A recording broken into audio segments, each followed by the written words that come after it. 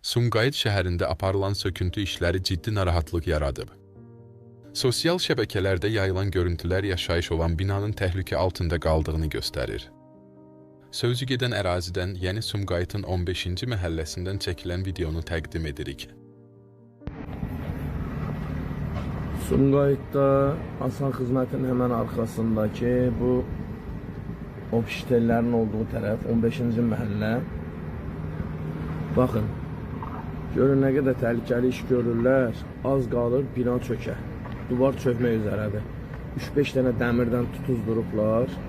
Baxın, bu bir torpaq, bir çöksə, bu bina olduğu kimi yıxılacaq və bu yetkililər hardadılar? Kadrlarda köhnə yataqxana binasının söküldüyü, lakin qazıntının hələ içində insanların yaşadığı qonşu binaya həddindən artıq yaxın aparıldığı görünür. Sakinlər hər an qəza baş verə biləcəyini deyir. Ərazidə yaşayanlar təhlükəsizliyin təmin olunmasını tələb edir. Məsələ ilə bağlı aidiyyəti qurumların mövqeyini öyrənməyə çalışırıq.